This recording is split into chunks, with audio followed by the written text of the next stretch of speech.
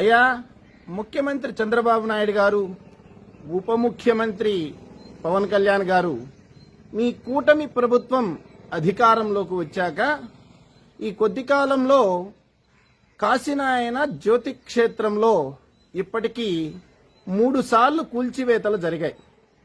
మొదటి 2 సార్లు కూల్చివేతలు జరిగాక మా దృష్టికి వచ్చినప్పుడు మేమేమనుకున్నామంటే ప్రభుత్వానికి అనేక సమస్యలు ఉన్నాయి, మనం కొత్త సమస్యను సృష్టించకూడదు, పాలకులు ఆలోచన చేస్తారు, సరైనటువంటి నిర్ణయాలు చేస్తారు అని మేము ఆశించాం. కానీ దానికి భిన్నంగా 3వసారి వచ్చి మరికొన్ని నిర్మాణాలని కూల్చివేశారు. నా విష్ణు పృథివీపతి అని మేము నమ్ముతాం. పాలకులలో శ్రీ మహావిష్ణువు అంశం ఉంటుందని భావన.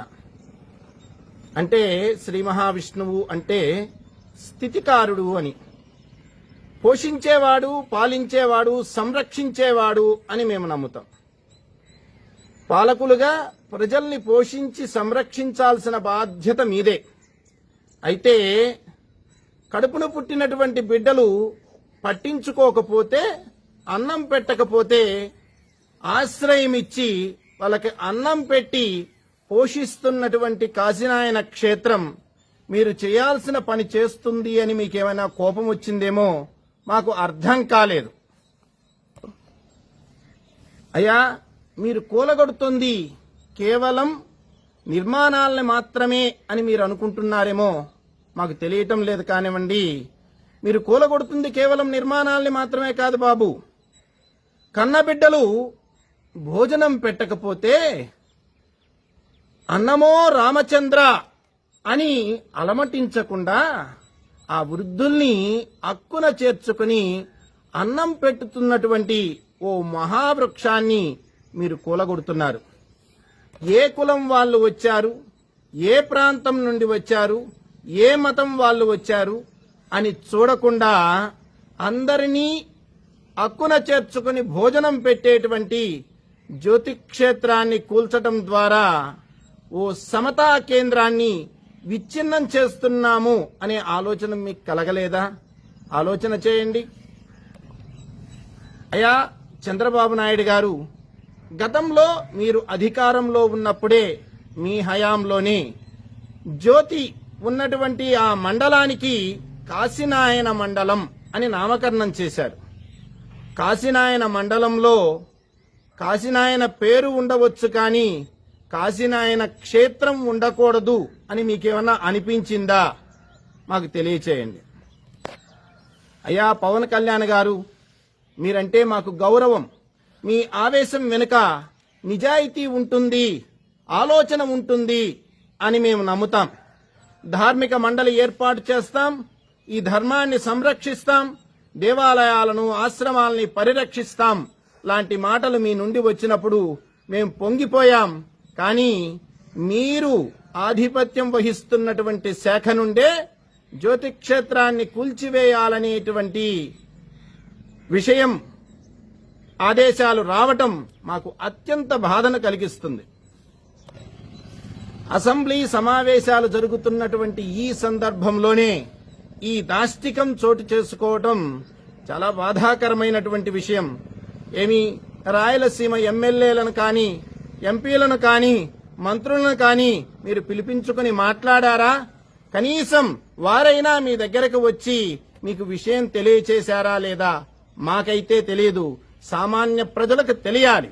ఎందుకు అంటే ఇది ప్రజల మనోభావాలకు సంబంధించినటువంటి విషయం, ఇది ఈ ధర్మానికి సంబంధించినటువంటి విషయం, మతానికి అతీతమైన ఈ ధర్మాన్ని సంరక్షించినటువంటి ఒక మహానుభావునికి సంబంధించినటువంటి విషయం.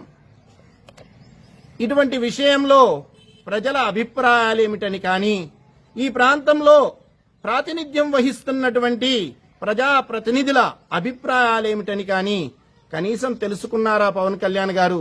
కేవలం ఆవేశంతోనే ఈ నిర్ణయం చేశారా? మాకు తెలియాలి. మాజీ ముఖ్యమంత్రి కీర్తిశేషులు కోట్ల విజయభాస్కర్ రెడ్డి గారు శ్రీ కాశీనాయన భక్తులని చెప్పి అందరూ చెప్పుకుంటారు. అనేక సందర్భాల్లో ఆయన కాశీనాయన్ని దర్శించుకున్నారు. అలాగనే తెలుగుదేశం మంత్రిగా ఉన్నటువంటి వీరారెడ్డి గారు కాశీనాయనకి పరమ భక్తులని, ఎక్కువగా కాశీనాయన దగ్గరికి వస్తూ ఉండేవారని అందరూ చెప్పుకుంటారు. వారి హయాంలోనే రోడ్లు వేయటం, ప్రభుత్వ ఖర్చులతో కరెంటు అందించటం లాంటి పనులు జరిగాయి. అంతేకాకుండా ఎంపీ నిధులతో అక్కడ కొన్ని నిర్మాణాలు చేశారు. స్త్రీల కోసం మరుగుదొడ్లు లాంటివి నిర్మాణాలు చేశారు. బట్టలు మార్చుకోవడానికి, సిగ్గుదాచుకోవడానికి ఉండేటువంటి ఆ మరుగుదొడ్లను కూడా కూల్చడంలో ఆంతర్యం ఏమిటో సామాన్యుడికి బోధపడటం లేదు.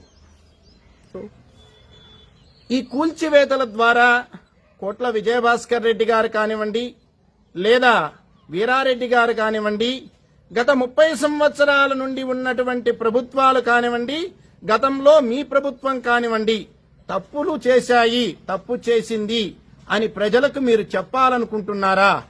సవివరంగా తెలియచేస్తే బాగుంటుంది. లేదంటే ప్రభుత్వ నిధులతో నిర్మాణాలు చేశాము, ప్రభుత్వమే కూల్చాలి, ప్రభుత్వం చేసిన నిర్మాణాలు ప్రభుత్వమే కూలిస్తే బాగుంటుంది అనేటువంటి విషయాన్ని ఆనవాయితీగా మీరు తీసుకున్నారా? ఇది కూడా తెలియాలి.